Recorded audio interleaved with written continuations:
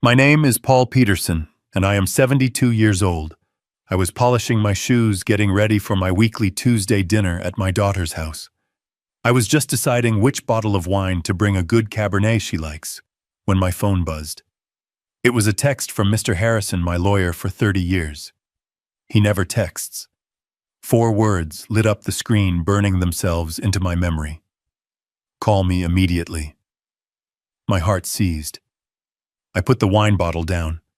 My hand was shaking so slightly I almost didn't notice. I dialed. Harrison didn't say hello. He said, "Paul, where are you? Are you alone?" His voice was urgent. "I've just received a formal legal request. An attorney downtown representing Amelia Hayes has petitioned for your complete medical and financial records. Paul, your daughter is preparing to have you declared legally incompetent." I stood there in my own quiet house and learned that my only child was planning to destroy me. She was filing for a conservatorship. She wanted to take everything. And in that moment, I made a choice. I was still going to that dinner. I was going to look my betrayer in the eye. Before I tell you what happened at that dinner, what truths I uncovered, and what plan my dead wife set in motion 5 years ago to stop this very day, let me know in the comments where you are listening to this story from.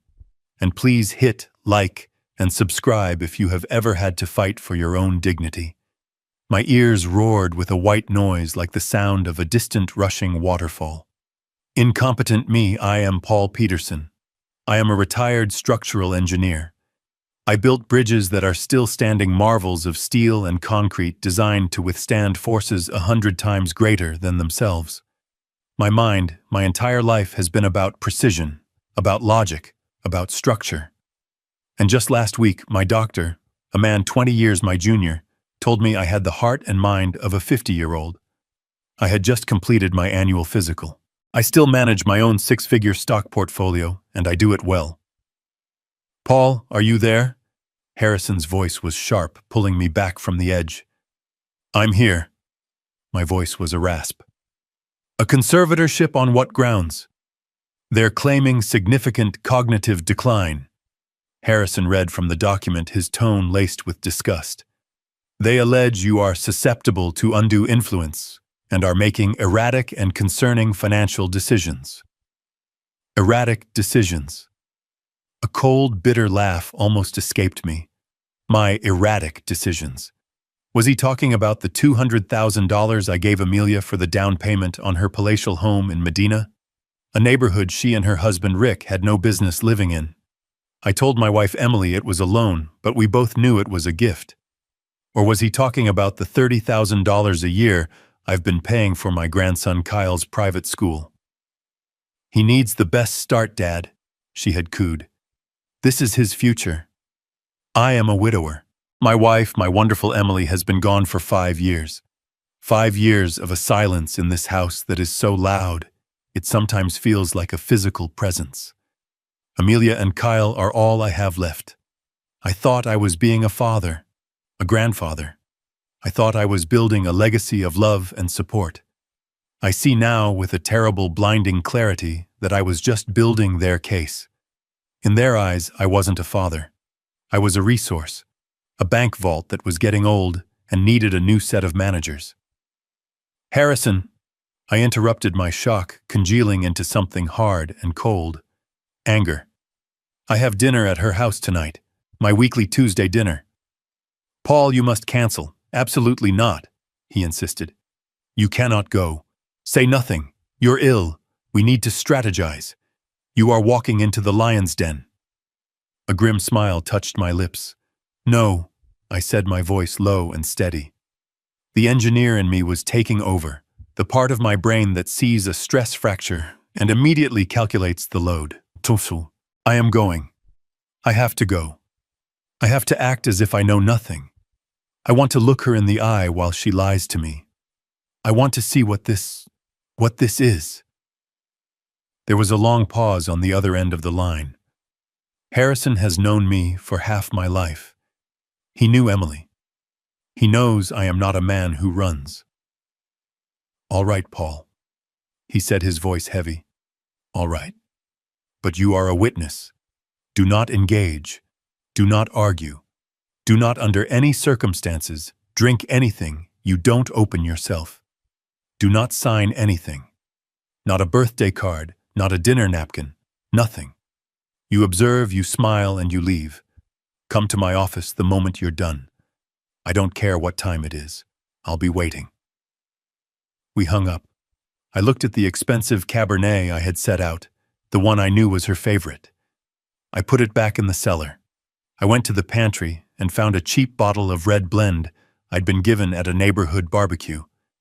If I was attending a performance, I wasn't going to waste the good props on the actors. I drove my car across the 520 bridge, a structure I had consulted on decades ago. The cold, dark waters of Lake Washington churned below. The Seattle rain had started a miserable, cold drizzle that blurred the city lights into a watercolor of smears. I thought about the foundations of that bridge, the steel pylons driven deep into the bedrock to hold against the wind and the water. I had built my family on what I thought was bedrock. Love.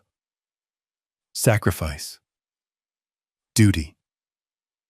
I was discovering tonight that it was built on sand, and the tide was coming in.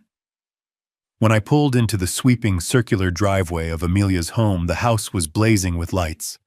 It was a $3 million monument to consumption, and I had paid for the front door.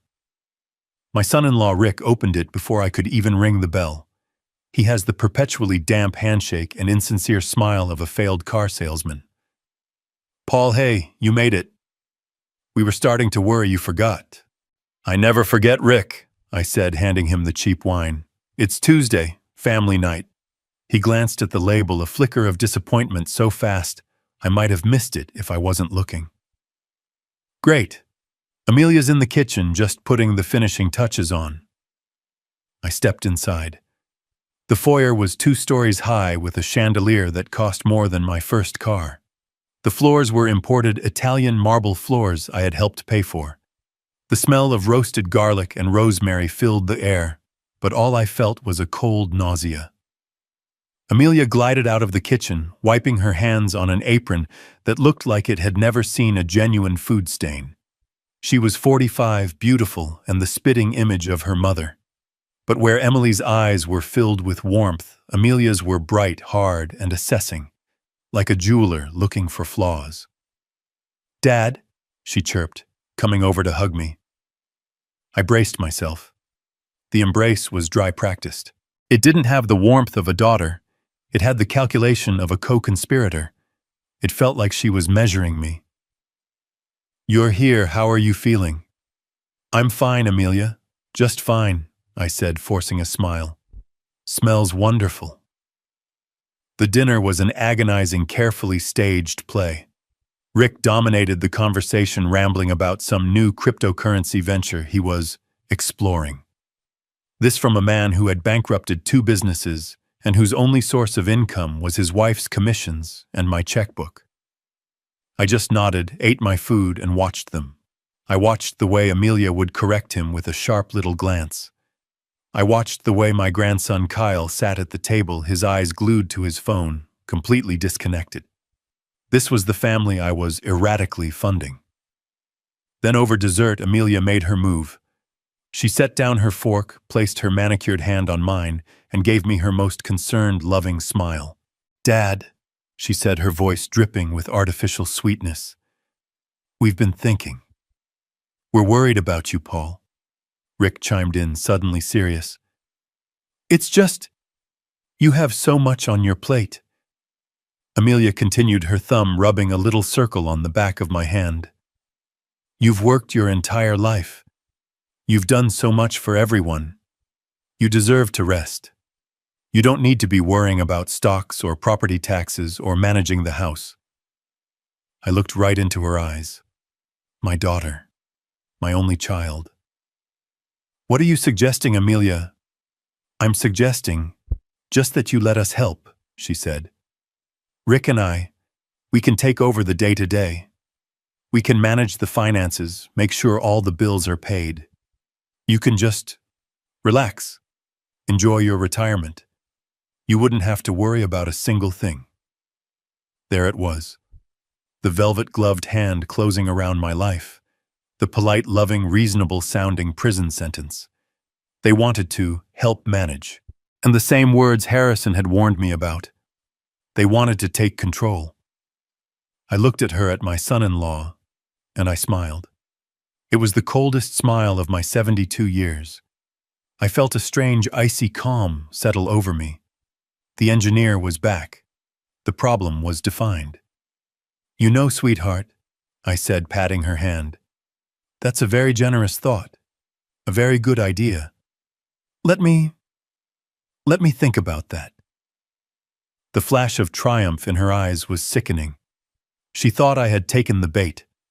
She thought I was the confused, forgetful old man she was painting me to be. "Of course, Dad. You just think about it," she said, all warmth and relief. The rest of the dinner was a blur. I excused myself shortly after. At the front door, Amelia gave me another one of her cold, dry hugs. She held on a little too long. "Drive safely, Dad," she whispered into my ear, her voice full of that fake concern. "You know, you've been so forgetful lately. We just worry." It wasn't a warning. It was a threat. It was the final nail.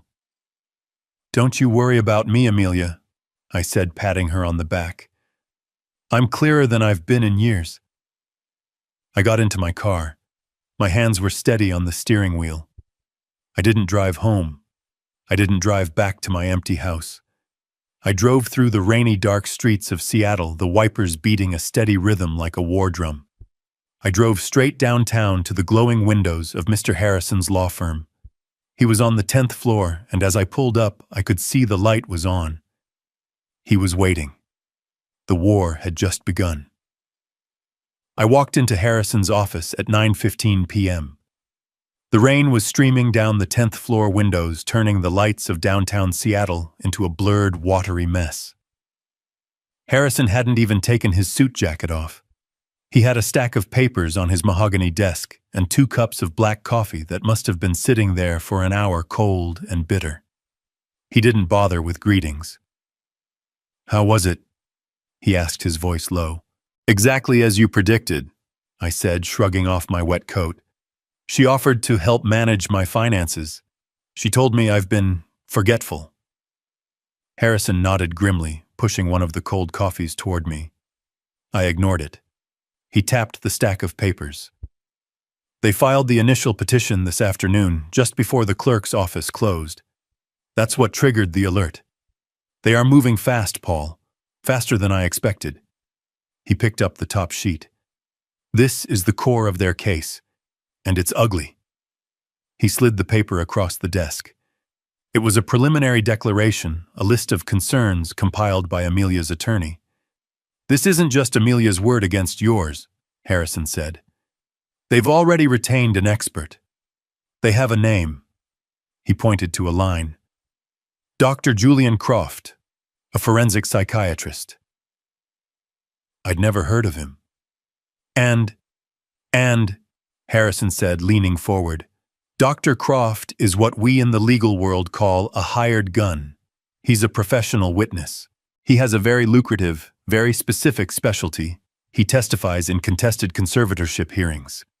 And he almost always finds that the person in question is gravely disabled or lacks capacity." I felt a chill that had nothing to do with the rain outside. "You're saying he's a fraud?" "I'm saying," Harrison chose his words carefully, "that Dr. Croft has a reputation for finding whatever conclusion the person paying his $20,000 retainer needs him to find. He's smooth. He's convincing. He has all the right credentials from Johns Hopkins. And he will be the weapon they use to destroy your credibility in court." Suddenly, the pieces from the dinner clicked into place. The fake concern. The pointed comments. The anecdotes. I said the word tasting like ash. "Preciso," Harrison said, tapping another page. "A house of cards built on a foundation of lies.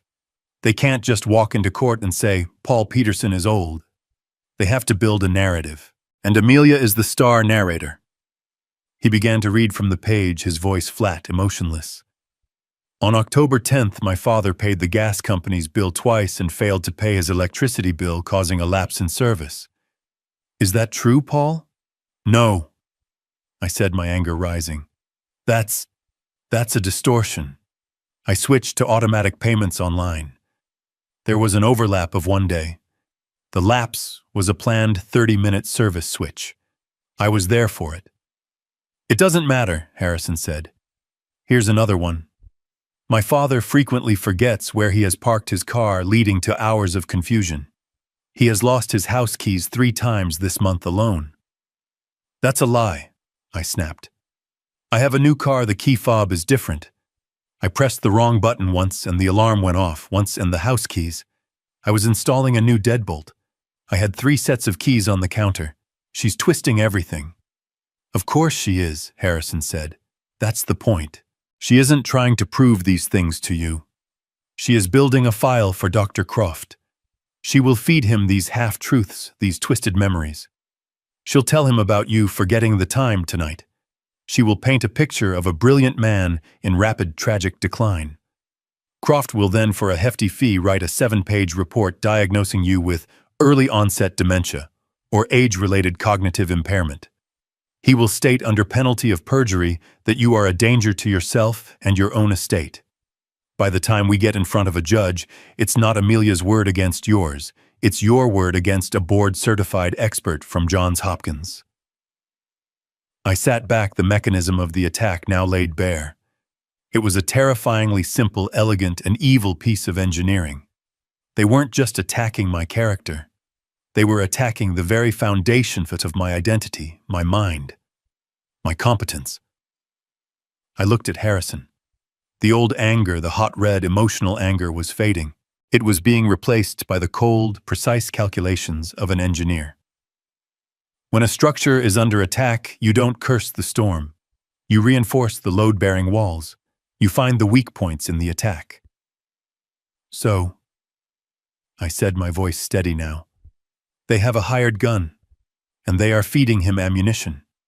This Dr. Croft, he hasn't met me yet. No, Harrison said. That will be the next step.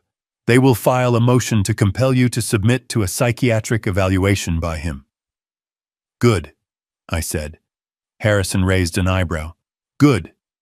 Good, I repeated. Because we know his name, we know his game, and we know exactly what lies he's been told. He is expecting to meet a confused, forgetful old man. He is expecting the person Amelia described. He is not expecting me. So, I said, my voice quiet in the dim office. We know their strategy. We know they're expert. But I still don't understand the why. Harrison, this isn't just greed.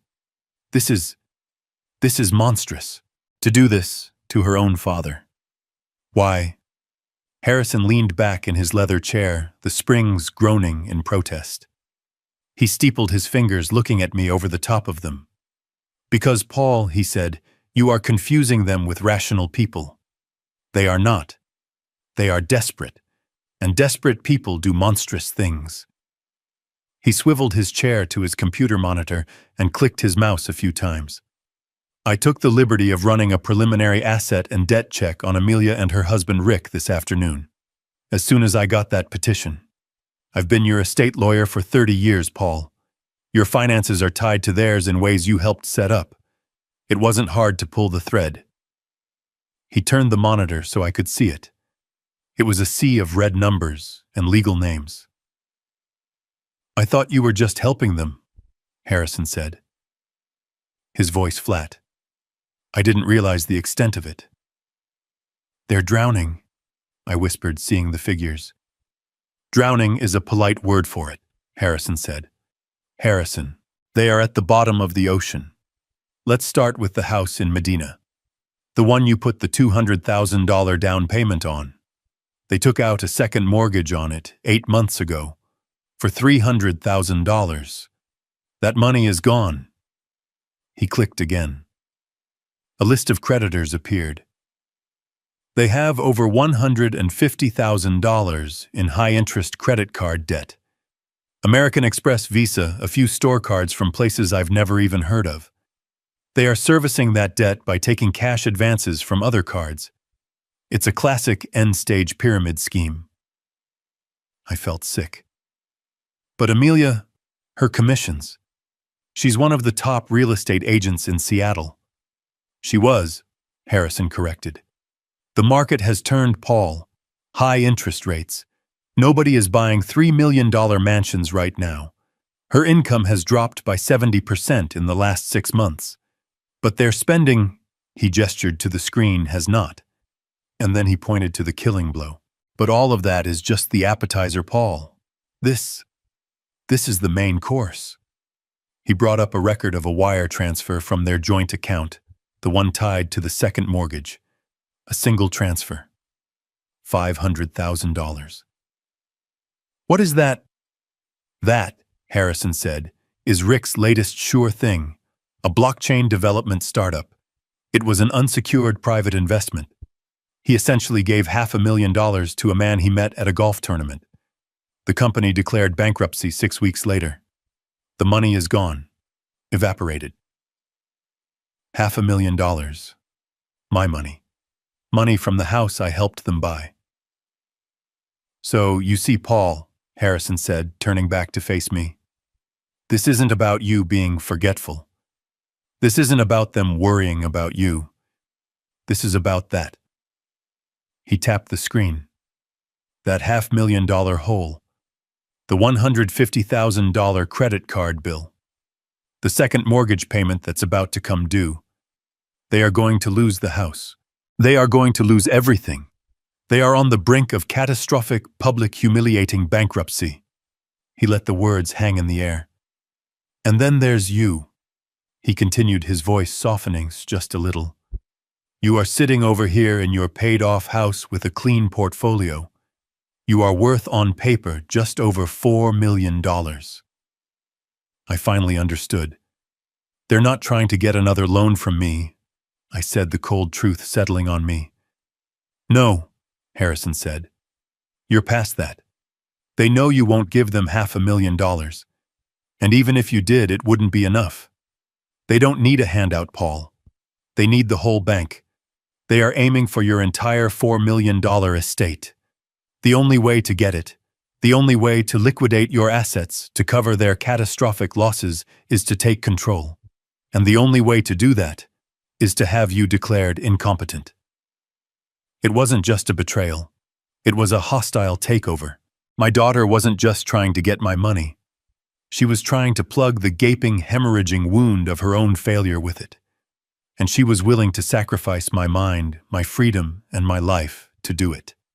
I sat there in Harrison's office, the silence broken only by the hum of the city and the relentless rhythm of the rain against the glass. The hot red anger had passed. It left behind something cold, heavy, and infinitely more dangerous, my focus. I was an engineer. I understood structures, and the structure of my daughter's attack was flawed. It was built on a false premise. She assumed I was weak.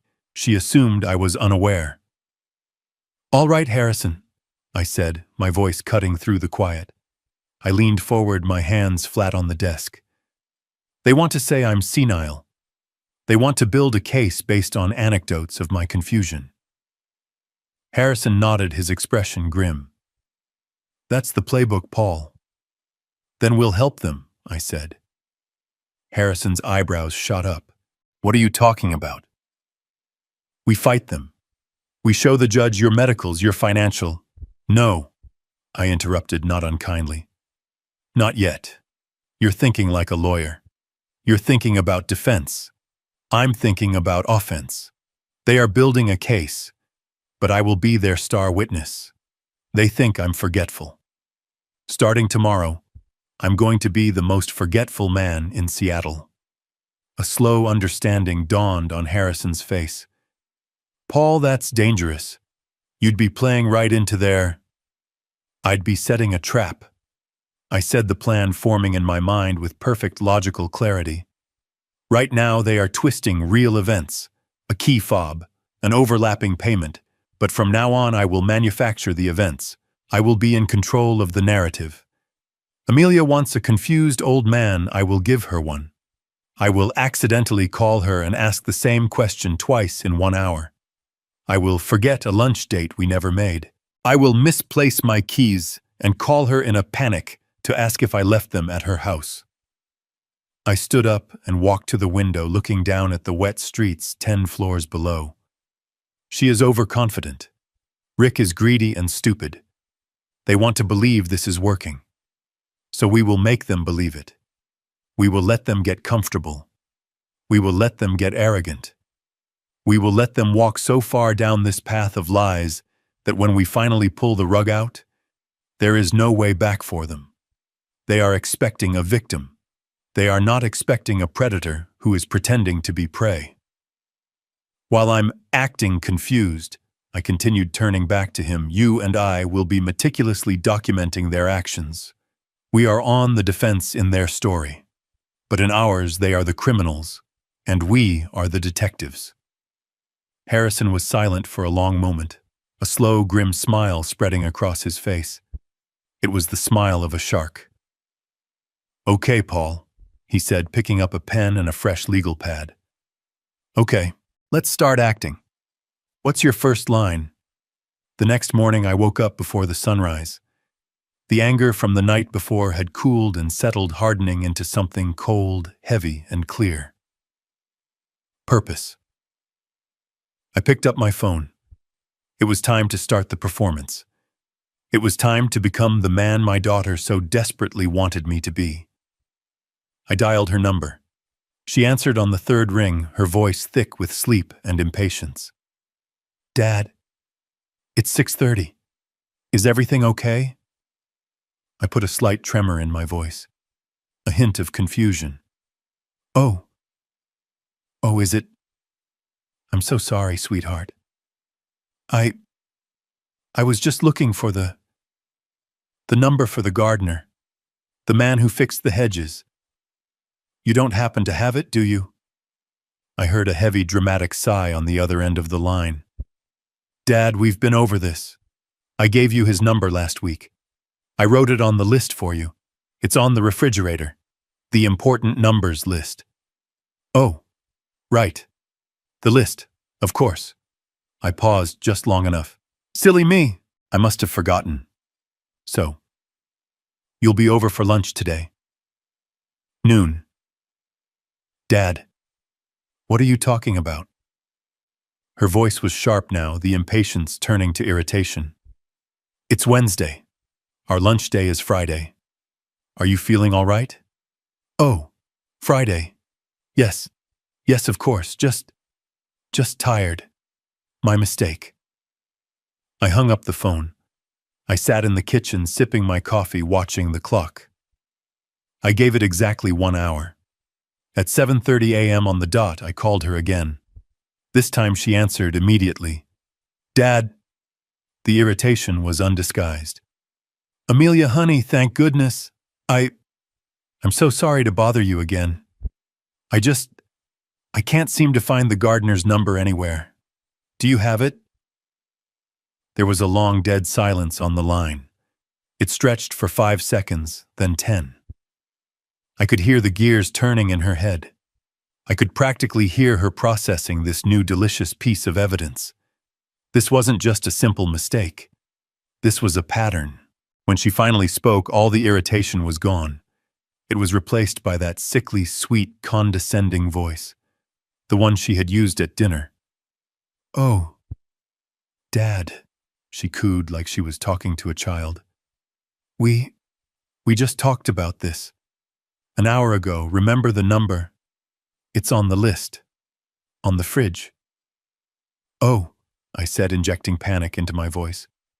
"Oh dear. Amelia, I don't remember calling you. I don't remember that at all. I'm so sorry, sweetheart. I must be more tired than I thought." "It's okay, Daddy," she said. The word daddy hit me like a physical slap. She hadn't called me that in 20 years. "It's okay. You just rest. Don't worry about a thing. Maybe I should come over later." You know, to help you organize things. Oh, would you? I said. That would be wonderful. I hung up. The bait was set. My next call was to Harrison. She's on her way, I said, skipping the pleasantries. She thinks I'm losing my mind. Now about the cameras. I was just about to call you, Harrison said. I'm sending over an installer, a private security consultant I've used for decades. He's discreet. He'll be there in an hour. No, I said. Cancel him. I'm a structural engineer, Harrison. I spent my life working with blueprints and sensitive equipment. I can install a few cameras. What I need from you is the law. Washington is a two-party consent state. I can't just record her. Paul, this is the most important part, Harrison said, his voice dropping to a serious legal tone. You are correct. Washington law requires that all parties consent to a private conversation being recorded. But the law hinges on that single word, private. The key is the reasonable expectation of privacy. If I come to your house and we go into a bedroom and whisper, we have a reasonable expectation of privacy. But, he continued, the courts have repeatedly upheld that there is no reasonable expectation of privacy when one is in the common areas of another person's home. I was already putting on my jacket. So, the living room, my office. Exactly. But we're going to be even better than that. You have an alarm system, correct, with signs posted? Yes, I said. On the front lawn and on the windows. Perfect. That's our first layer of implied consent. But here's the real legal footing. There is no expectation of privacy when you are in someone's home for the purpose of committing a crime and attempting to defraud an elderly person, conspiring to file a fraudulent conservatorship. That, Paul, is a crime. The recordings will be admissible. I'll stake my license on it. Just make sure the audio is crystal clear. That won't be a problem, I said. I didn't go to a big box store. I drove to a specialty electronics supplier in the industrial district. I didn't buy a pre-packaged nanny cam. I bought components. 3 high-definition wide-angle lenses no bigger than a quarter. I bought 3 high-sensitivity audio capture devices, and I bought a secure terabyte capacity server that would upload every second of footage to an encrypted cloud that only Harrison and I had the password to. I am a precise man. I spent the next 3 hours working. I placed the first lens in the bookshelf in my study, nestled between a copy of The Art of War and my old structural engineering textbook. It had a perfect, unobstructed view of my desk and the guest chair. I placed the second in the living room, concealed in the dark wood of the fireplace mantel, aimed directly at the armchair Amelia always chose. The third I placed in the entryway, high in a shadow, giving a master view of anyone coming or going. By 2 in the afternoon, I was finished. I sat at my desk and opened my laptop. I saw my empty living room. I saw my empty office. I heard the ticking of the grandfather clock in the hall. The audio was so sensitive I could hear a car pass by on the street outside. My house was no longer a home. It was a stage, and the cameras were rolling. I played the part of the confused old man for the next 7 days. I was a model of decline. I called Amelia to ask what day it was. I forgot to turn off the stove, setting off the smoke alarm just long enough for her to get a panicked call from the security company. I let her help me pay my bills online, watching as she accidentally typed in her own email address as the recovery contact for my primary bank account. She was so patient, so condescending, and so greedy. The following Tuesday, she called. Not me. Her. "Hi, Dad," she said, her voice bright and cheerful. "How are you feeling today? You sound less foggy." "Oh, much better, sweetheart," I said. "Just a little tired." "Well, that's good. Listen, I have to be in your neighborhood anyway, so I thought I'd drop by. And I have those simple tax forms we talked about. The ones to let Rick and me help you manage things. Just to make the bills easier." My heart hammered in my chest. This was it. The cameras were on. The server was recording. Oh, I said, injecting the perfect amount of weary resignation. That sounds fine, dear. That sounds simple. An hour later, her white BMW pulled into my driveway. She walked in carrying a designer handbag and a leather-bound folio. She kissed the air near my cheek and sat in the living room, right in the armchair, right in the kill zone of the fireplace camera. "You're looking better, Dad," she said, smiling. "Amelia," I said, playing my part. You look just like your mother." It was a test, a cruel one, but I had to see. Her smile didn't waver. It didn't even reach her eyes. "Thank you, Dad. That's sweet." She unzipped the folio and pulled out a thick stack of papers held together by a binder clip. "Now," she said, in that same sickeningly sweet voice, "this is nothing to worry about. It's just some simple tax forms. Standard stuff. It just lets me and Rick talk to your accountant handle the bills. You know, simplify things." She placed the papers on the coffee table in front of me. The camera on the mantel had a perfect, high-definition view. "There are just a few places you need to sign," she said. She fanned the papers out, but kept them neatly stacked. She pointed to the last page. A yellow "Sign Here" sticker was affixed to the bottom. "Right here, Dad," she said. And as she said it, her left thumb, with its perfectly manicured red nail, pressed down firmly on the top of the page. It wasn't a casual placement. It was a deliberate, calculated move. Her thumb landed precisely on the title of the document. I squinted.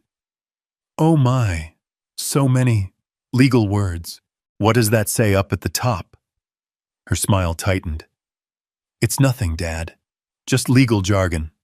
Authorization for taxpayer. It's standard." The lens in the fireplace was capturing every second. Her thumb covering the true title. Her blatant spoken lie. I picked up the pen. My hand shook just a little. I accidentally bumped the stack of papers as I reached for it, knocking them just enough. For one perfect, clear-as-day second, her thumb slipped, and the camera saw it. The bold, all-caps letters on the top of the page. Durable power of attorney. Amelia let out a sharp, irritated sigh. "Dad, please, be careful." She quickly, forcefully realigned the stack, her thumb slamming back down on the title. "Just sign. Right here." I took the pen, and with a shaky, confused hand I signed my name. It wasn't my true signature. It was the signature of the victim she wanted me to be. She snatched the paper back before the ink was even dry, a look of profound relief and triumph on her face. She thought she had it. She thought she had won.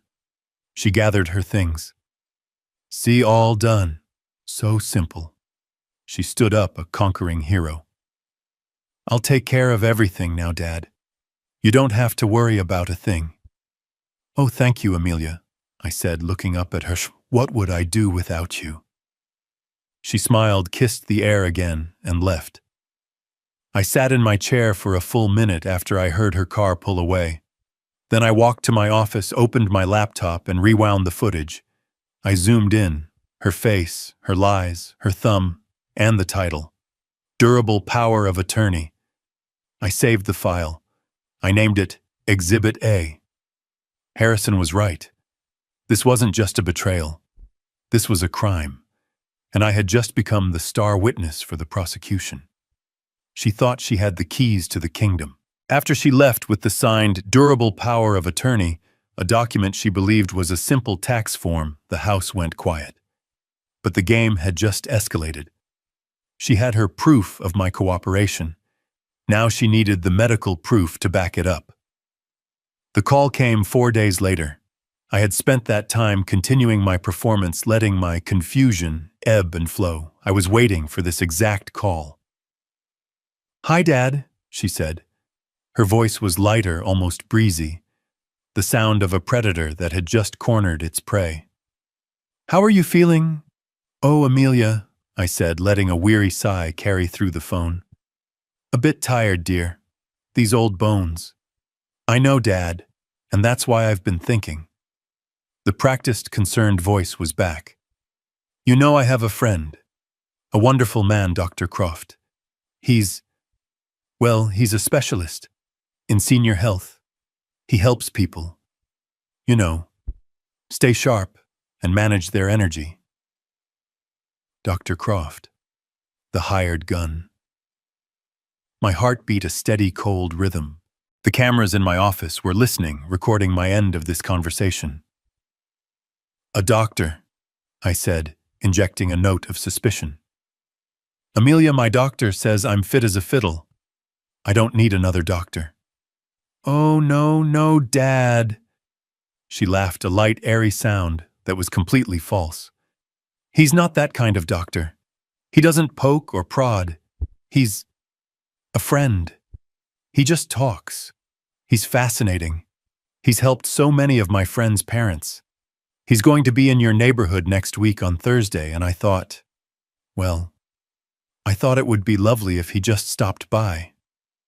For a chat. Just a simple chat. As a favor to me. There it was. The trap. She wasn't going to file a motion to compel me to see him. That would be too confrontational. That would give Harrison a chance to fight it in court. No, she was going to bring the assassin right to my front door under the guise of a friendly house call. She would get his informal evaluation, his report, and then file it with the court blindsiding me. It was a smarter, more insidious move than I'd expected. I don't know, Amelia, I said, playing reluctant. I'm not much for chats. Please, Dad, she cooed. For me, it would make me feel so much better, just to know you're talking to the best people. He's a friend. It's just a conversation. What could it hurt? What could it hurt? I let the silence stretch. I let her think she was convincing me. I let her think I was a weak old man who could be pressured. Oh, all right, dear, I said with a sigh of defeat. If it will make you happy. What time? Oh, thank you, Daddy, she gushed, the triumph thrumming in her voice. 10 a.m., Thursday at 10. I'll be there too, of course, just to make sure you're comfortable. You won't have to do a thing. We'll just talk. All right, dear, I said. Thursday at 10. You're the best dad. I'll see you then. She hung up. I sat in my chair for a full minute.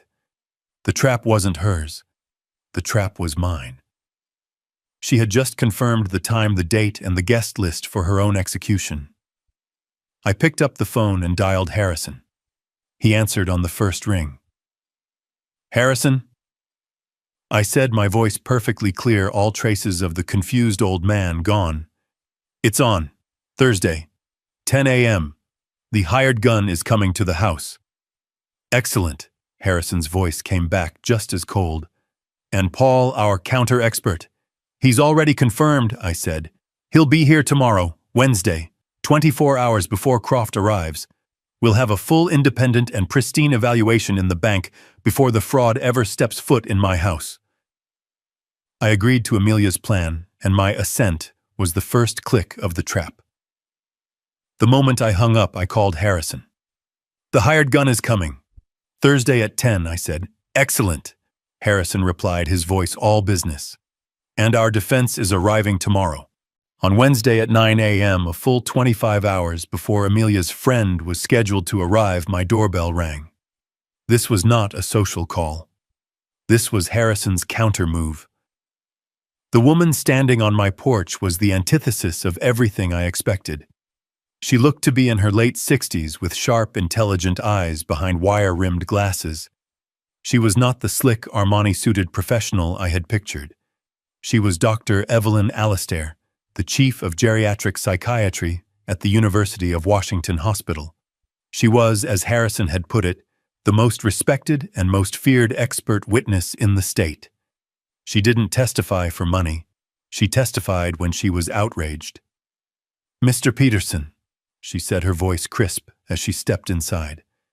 Harrison had prepaid her consultation fee. She was here as a clinician, not a friend. I understand we have a limited time frame. Shall we begin in your study? For the next 3 hours, Dr. Allister put me through the most rigorous mental examination of my life. This was no friendly chat. This was a deep clinical dive. My cameras were rolling, but for a different reason now, to have a perfect record of this evaluation to contrast with the fraudulent one coming tomorrow. I am going to conduct a full assessment, she explained, pulling out a binder. This will include a mini mental state examination, or MMSE, a clock drawing test, and a series of verbal recall and abstract reasoning questions. I will be blunt, Mr. Peterson. My report will reflect exactly what I find. Is that clear? Perfectly, doctor, I said. I am an engineer. I respect data. She began. I'm going to give you 3 words. I want you to remember them. Apple, table, penny. We will come back to them. She asked me the date, the year, the season, the building we were in, the city, the state. Simple questions. Then, can you count backward from 100 by 7s? I did. 100, 93, 86, 79, 72, 65. I finished the sequence without pausing. She made a note. Now what were those 3 words I asked you to remember? Apple, table, penny. I answered immediately. She moved on. She showed me a picture of a complex geometric shape and asked me to replicate it on a blank piece of paper. I am a man who spent his life with blueprints. I drew it perfectly to scale, even noting the angles of the vertices. She looked at my drawing for a long moment. You're an engineer, I'm told. Structural, I confirmed. I designed the supports for the West Seattle Bridge expansion. And you manage your own finances? I do. My portfolio is up 9% year over year, which is 4 points above the S&P 500. I rebalanced my tech holdings in January, moving a significant portion into bonds and utilities. Dr. Allister jotted notes, her face impassive. And your hobbies? I build models.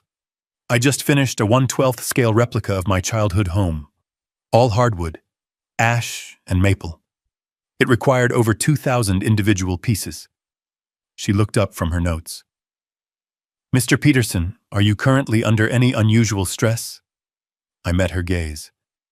Doctor, my daughter is attempting to have me declared legally incompetent so she can steal my $4 million estate to pay for her husband's $500,000 gambling debts. Is that what you mean by unusual? A small, thin smile touched her lips. Yes, that would qualify. She pulled out a fresh sheet. This is the MMSE, she said. It's a 30-point scale. Anything above 24 is considered normal cognitive function. She administered the test. The questions were almost insultingly simple. What is this A watch? What is this A pen? Repeat after me, no ifs, ands, or buts. When she was finished, she tallied the score at the bottom of the page. She clicked her pen, then signed her name and dated it. She looked at me, and for the first time her professional demeanor softened. Mr. Peterson, in my 20 years of practice I have rarely if ever seen this. She turned the paper around for me to see. Your score on the mini mental state examination is 30 out of 30. A perfect score. Your abstract reasoning is in the 99th percentile. Your verbal recall is flawless. She began packing her briefcase. I will have a full 13-page notarized report on Mr. Harrison's desk by 4 p.m. today. It will state unequivocally that you are not only competent, but possess a cognitive function significantly sharper than most men half your age. It will also note, she added, standing up, that you are under extreme duress from a clear and present familial financial threat. She handed me her card. Dr. Croft is a charlatan, she said, her voice suddenly cold. I know his work. If he dares to present a contrary finding in court, I will personally be there to see him stripped of his credentials. Have a good day, Mr. Peterson. I stood at my window and watched her get into a modest, sensible car and drive away. It was 9:58 a.m. on Wednesday. Tomorrow the hired gun was walking into a buzzsaw. I had a baseline. I had the truth notarized, dated, and signed by the most unimpeachable source in the state. The trap was no longer just set. It was armed. At 9:58 a.m. on Thursday, the doorbell rang. I watched on the monitor in my study as my daughter Amelia stood on my porch. She was smiling, but her eyes were darting around, checking the street. Beside her stood a man in an impeccably tailored, absurdly expensive-looking suit. He was tall, silver-haired, with a deep tan and a smile that was all teeth. He looked more like a game show host than a doctor. This had to be Dr. Julian Croft, the hired gun. Amelia used her own key to open the door. The camera in the entryway captured her not knocking. She just walked in. "Dad," she called out, her voice echoing in the hall. "We're here." I came out of my study, walking slowly, intentionally. I was no longer the confused old man. Today, I was the aggrieved old man. The cameras in the living room and the study were rolling, capturing everything, especially the crystal-clear audio. "Amelia," I said, my voice flat. I nodded at the man. "This must be your friend." "This is Dr. Croft," she gushed. "Doctor, this is my father, Paul."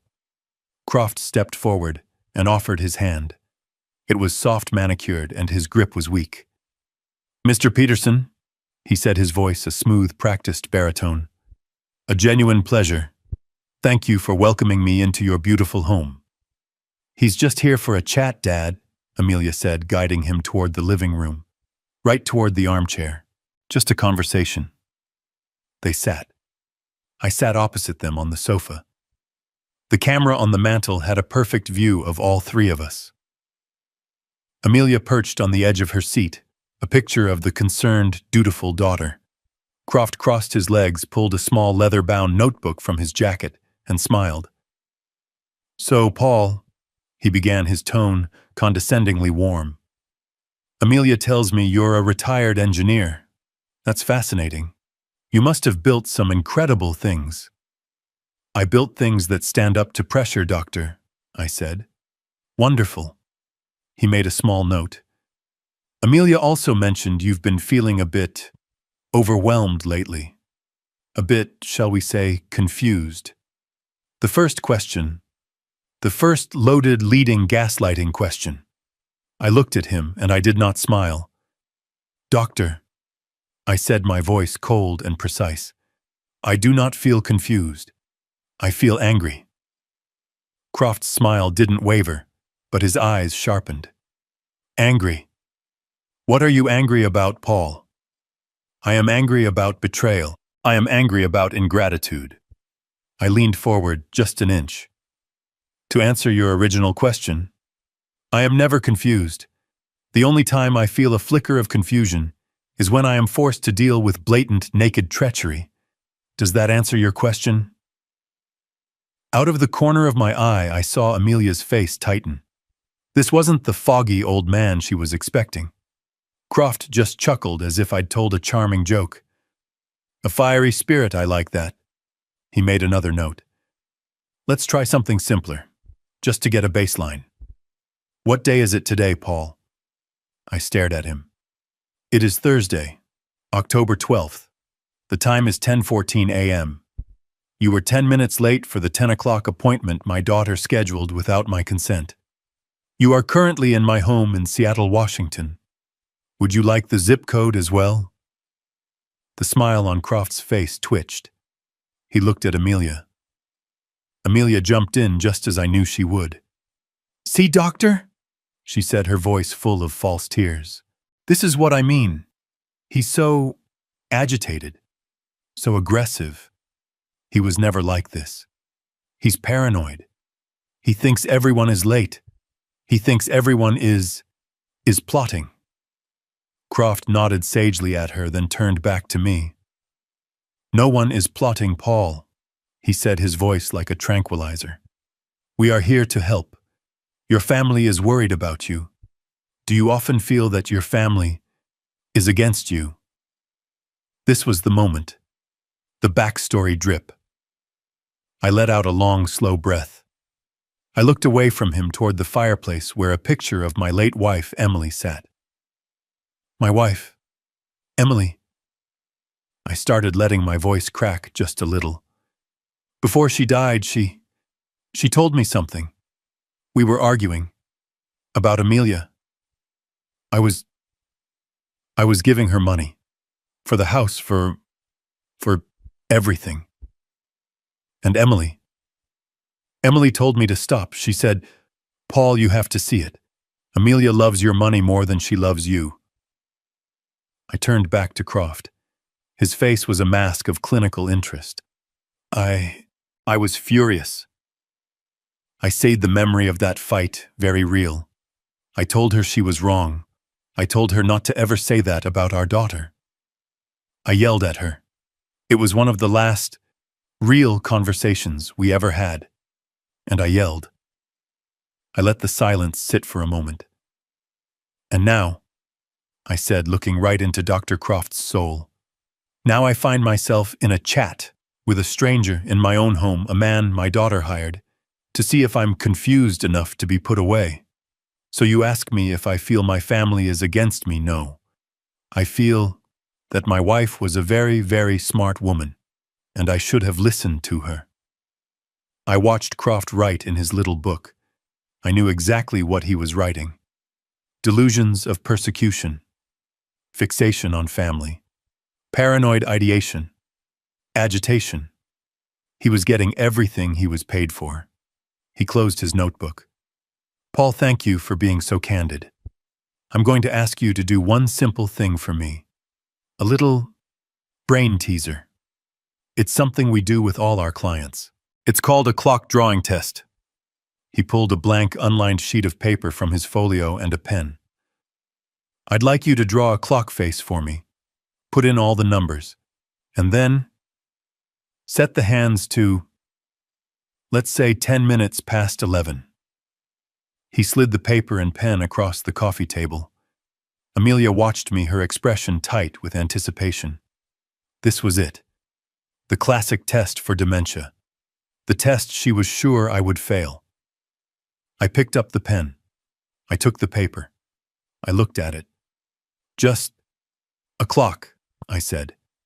"Any clock you like, Paul," Croft said, smiling. "All right," I said. "I am an engineer. I am a man who builds things. I didn't just draw a clock. I took the small leather-bound notebook he had left on the table.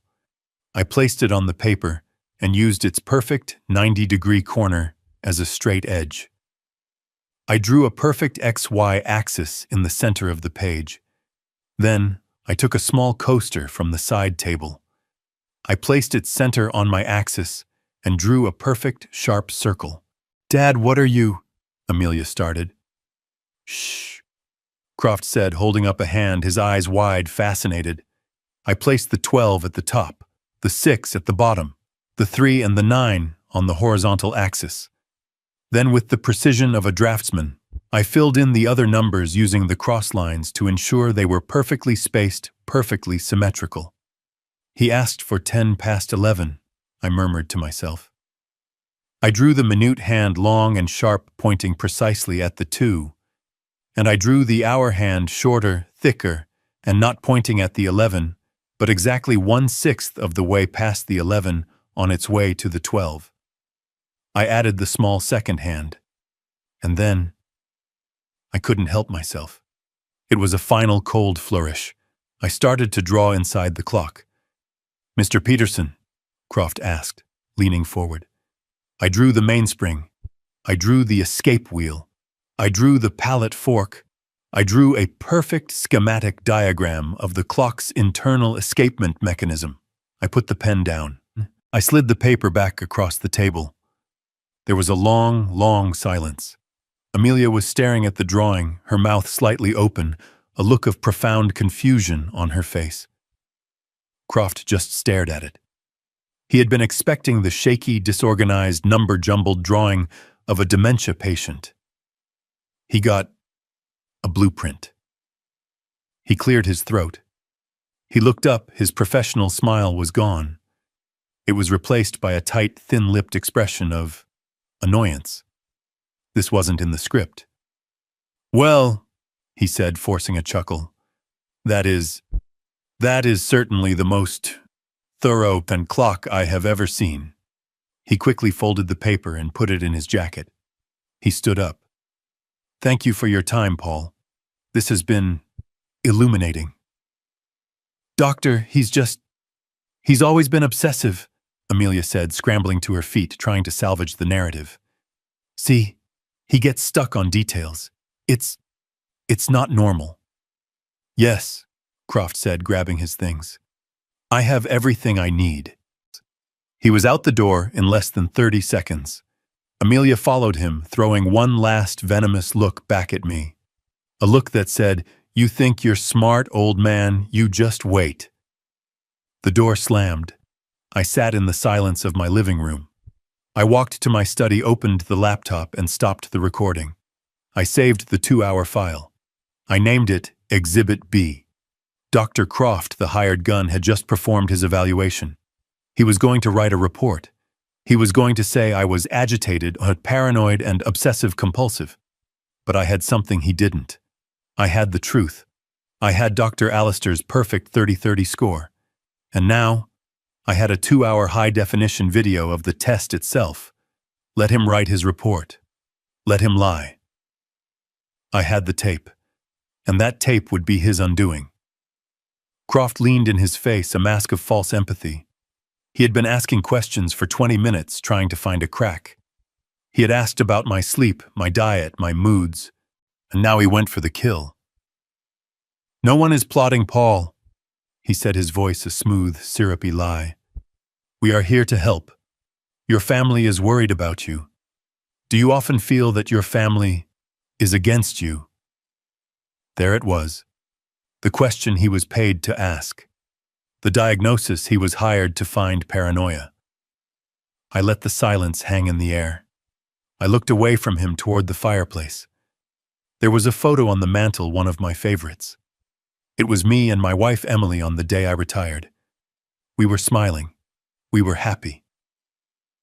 I turned back to the doctor.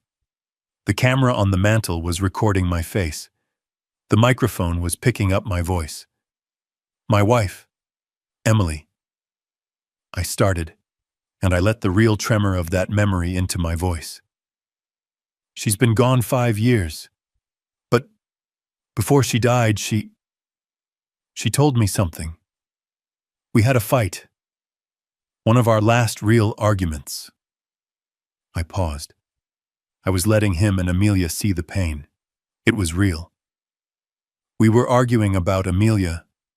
I continued, my voice thick. I was always helping her. The down payment on her house.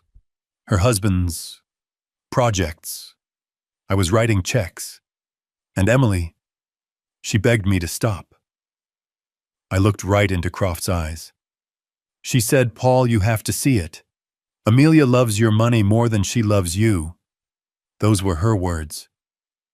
I let out a long, slow breath.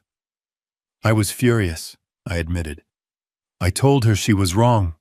I told her she was cruel to say that about our only child. I yelled at her. It was one of the last real conversations I ever had with my wife, and I spent it yelling. I let the weight of that confession settle in the room. I could see Amelia shifting uncomfortably. "And now," I said, my voice dropping to a whisper, "now I'm sitting in my own living room. My daughter is trying to have me declared insane, so she can take my money. So, doctor," I said, meeting his gaze, "you ask me if I feel my family is against me. No. I feel that my wife was a prophet, and I was a fool. And God help me, I wish I had listened to her." Dr. Croft practically fled. He grabbed his things, his professional smile replaced by a tight, thin-lipped expression of annoyance. This was not the confused old man he was paid to find. Amelia scrambled after him, her face a mask of fury and panic. She had staged this performance, and her star witness had just blown up the show. At the door, she turned back to me, her eyes cold and reptilian. You think you're clever, don't you? She hissed, her voice low so the doctor wouldn't hear. You think you're smart, old man. You just wait. You'll see. The door slammed shut, leaving the house in a profound, heavy silence. I sat there for a long moment, the only sound the ticking of the grandfather clock in the hall. I walked to my study, opened the laptop, and stopped the recording. I watched the file save the little blue bar creeping across the screen. 2 hours of high-definition video and crystal-clear audio. I named the file Exhibit B and uploaded it immediately to the secure cloud server I shared with Harrison. Croft was a liar. He would write a report filled with agitation and paranoia and obsessive-compulsive tendencies. But I had the tape. I had the proof of his leading questions. I had the truth. My phone rang buzzing on the desk, startling me. It was Harrison. I had been about to call him. I have the recording, I said, skipping hello. Forget the recording for a second. Harrison's voice was sharp, all business. I was just about to call you. They did it. They officially filed. A coldness gripped me. What I thought, that's what Croft's visit was for. To get the evidence to file. That's what a normal person would do, Harrison said, his voice tight with anger. Amelia and her lawyer just filed the full petition for an emergency conservatorship with Dr. Croft's sworn signed declaration attached. The one he must have written before he even met you. They just used the visit as a rubber stamp. They filed. I repeated the word, tasting like poison. Yes. And the court has granted an emergency hearing based on Croft's fraudulent report. Paul, the hearing is next week, 7 days from now. They are moving at lightning speed. I sat down, my legs suddenly weak. 7 days. But Paul, Harrison continued, his voice dropping. That's not the strange part. I've seen these emergency petitions before. They're all about protecting assets. But there's something in this filing I've never seen. It's aggressive. What is it, Harrison? They aren't just asking for the right to manage your finances. They aren't just asking to take over your medical decisions. They have specifically petitioned for the immediate emergency right to sell your house. I gripped the edge of the desk. Sell my house, but why? This house is paid for. It's my home. It's worth over $1 million. Why would they need to sell it immediately? It makes no sense. There was a long pause on the other end of the line. That's the question, Paul, Harrison said, his voice grim. That's the $1 million question we have to answer. They're not just greedy. They're not just in debt. They are desperate. And they need a lot of cash fast. We have 7 days to find out why. Sell my house. The words echoed in my study long after I hung up with Harrison. Sell my home. It made no sense. It was a tactical error, a blunder. Why petition a judge for something so extreme? It was the act of a cornered animal, a move born not of strategy, but of sheer blind panic. My house was worth on paper about $1.5 million. It was paid off. It was the only home I had known for 40 years. It was where Emily and I had raised Amelia. It was where Emily had died. The thought of them selling it, of strangers walking through her rose garden, of Rick's muddy shoes in my workshop, a new, colder anger settled in. They are desperate, Harrison had said. We have 7 days to find out why. Harrison didn't just mean we, he meant him. I was the bait, the actor. He was the hunter. He called me 2 days later. It was a Saturday. I was in my workshop trying to steady my hands by sanding a piece of maple. I found it, Paul, he said. He didn't sound triumphant. He sounded disgusted. Found what? I asked, turning off the sander. The silence of the shop was suddenly heavy. The why. The reason for the emergency petition. The reason they need to sell your house now. Go on, I said. I've been a lawyer for 35 years, Harrison said, his voice tight. I have seen greed. I have seen malice. I have seen stupidity. But Paul, This is a special combination. They are not just greedy, Paul. They are idiots. He let out a long breath. I was looking at the debt, the $500,000 hole from Rick's crypto scam, the credit cards. But that's old debt. That's a slow burn. This is a fire. I had my private investigator, the best in the city, run a check on new big-ticket purchases. Boats, planes, luxury cars. I was looking for a $100,000 Mercedes, maybe. He paused. Paul, what does Rick buy when he feels like he's a big shot? Something loud, I said. Something stupid. He bought a yacht, Harrison said. A 92-foot Italian-made 2023 Azimuth motor yacht. He signed the purchase agreement at the Seattle Boat Show 3 weeks ago. He's been bragging to the broker that he's coming into a large inheritance. I sank onto my workbench, the smell of sawdust and wood glue suddenly making me sick. A yacht. Not just a yacht. He paid a $200,000 non-refundable deposit 3 weeks ago. I'll bet my license it was the last of the money from your second mortgage. My God, that's not the why, Paul. This is the why, Harrison said, his voice dropping to a deadly serious tone. The purchase agreement states the final balance is due upon delivery, and delivery is in 10 days. The final balance, Paul, is $1.5 million. The workshop spun. The numbers clicked into place in my engineering brain with a sickening, perfect logic. 1.5 million, I whispered. Exactly, Harrison said. The exact lowball quick sale value of your home. If Rick defaults on that payment, he doesn't just lose the boat. He forfeits the $200,000 deposit. It's gone. Vanished. Another catastrophic, unexplainable loss he can't hide from Amelia. It all became clear. The emergency petition, the rush, the desperate, insane request to sell my house. They weren't trying to protect my assets. They weren't just trying to cover their debts. They're trying to liquidate my home, I said, my voice shaking with a rage so cold it burned. To pay for a toy. That's it, Harrison said. They are not trying to get your money. They have already spent your money. They are just trying to cover the check. They have 10 days before the check bounces. The court hearing is in 5.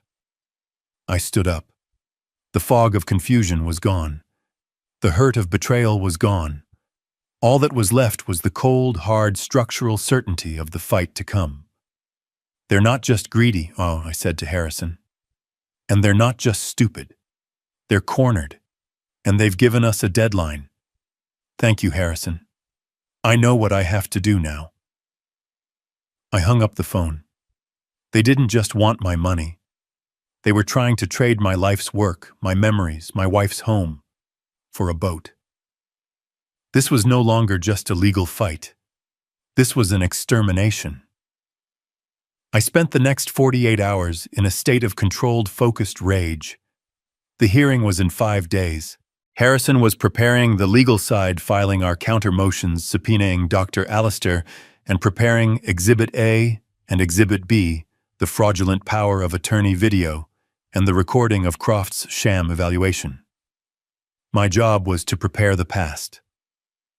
Paul, I need everything, Harrison had ordered.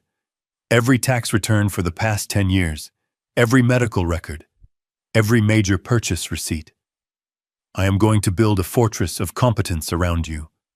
I need the paper to prove it. So I sat in my study surrounded by dusty file boxes. It was a miserable archaeological dig into my own life. I found receipts for the $200,000 down payment clearly marked gift in my own handwriting. I found the tuition checks for my grandson. I found decades of meticulous records, the very definition of a competent, organized mind. And then I found her. In the back of the deep closet in my study, there was one last box. It was a simple cardboard banker's box labeled in her elegant sloping script, Emily, personal. I hadn't opened this box since she died. My heart ached. It felt like a betrayal to open it now, especially for a reason as sordid as this. But Harrison said everything. I cut the old tape with a utility knife. The smell of old paper and her faint, lingering scent of lavender rose up, hitting me like a physical blow. Inside were things I hadn't seen in years. Old letters we wrote in college, photographs from our honeymoon, Kyle's first-grade drawings. My hand brushed against a thick, beige envelope I didn't recognize, tucked at the very bottom. It had no label, it was just heavy. I pulled it out. It wasn't sealed. Inside there was no letter. There was no money. There was only a small, cold silver key. I dumped it into my palm. It was a safe deposit box key. But that wasn't right. I looked at the small plastic tag attached to the ring. Our safe deposit box was at our local Chase branch, the one I'd had for 30 years. The key in my hand was different. The tag was blue, not white, and the words on it made my blood run cold. Bank of America, Ballard Branch, Box 312. I stared at it. This was wrong. This was impossible. We didn't use Bank of America. I had never, not once in my entire 47-year marriage, had an account at Bank of America. Emily handled the household bills, but I handled the major finances, the investments, the estate. I knew where our money was. This was secret. Emily, my quiet, loving, supportive wife, had a secret safe deposit box. She had opened it without telling me. She had hidden the key in a box she knew I wouldn't open until after she was gone. A strange electric feeling shot through me, replacing the exhaustion. It wasn't just grief, it was curiosity. A powerful, urgent pulse. My wife was a planner. She was meticulous. She balanced our checkbook to the penny. She wasn't forgetful. She wasn't impulsive. If Emily did something in secret, she did it for a reason. The hearing was in 3 days. The yacht payment was due in 8. My world was falling apart. And suddenly my wife, 5 years gone, had just handed me a key. I looked at the small silver object in my hand. This wasn't just a key. It was a message. It was a piece of a puzzle I didn't even know existed. I closed my hand around it. The cold metal bit into my palm. I wasn't waiting for Harrison. I wasn't waiting for the hearing. I was going to that bank. I was going to Ballard. I had to know what my wife had hidden from me. The Ballard branch of Bank of America was 20 minutes away, in a part of Seattle I rarely visited. I walked in the small silver key, feeling heavy and foreign in my pocket. My heart was hammering against my ribs. I felt like a criminal, an imposter in my own life. I walked up to the service desk. A polite young woman looked up. "Can I help you, sir?" My voice was dry. I need to access a safe deposit box. I have the key. The box is in my wife's name, Emily Peterson." "Of course," she said. "Do you have your ID and are you listed as a co-signer on the box?" I don't know." I admitted, feeling like a fool. "She passed away 5 years ago. I just found this key. I'm her executor. I have her death certificate, my ID, our marriage certificate." The bank manager was called. I spent 30 agonizing minutes in a glass-walled office presenting documents proving who I was, proving Emily was gone. The manager was kind but firm. Finally, he looked at the signature card Emily had signed when she opened the box. "Well," he said, "you are not listed as a co-signer, Mr. Peterson. However, your wife set this up as a trust, not a joint account, and you are listed as the sole beneficiary with access granted upon presentation of her death certificate, which you have provided." My wife had set up a trust. Without me. A moment later, I was in the vault. The air was cold, sterile, and silent. The attendant used her key, then mine. A long metal box, number 312, slid out with a heavy metallic sound. She placed it on a table in a small private viewing room and closed the door, leaving me alone. I stared at the box for a long time. My hands were shaking. This was a part of Emily I had never known. A secret she had kept from me, her husband of nearly 50 years. I lifted the lid. I was expecting, I don't know, jewelry, cash, stocks. Something she had hidden away. But the box was nearly empty. There was no money. There were no jewels. There were no property deeds. There was only a single thick, cream-colored envelope. My name, Paul,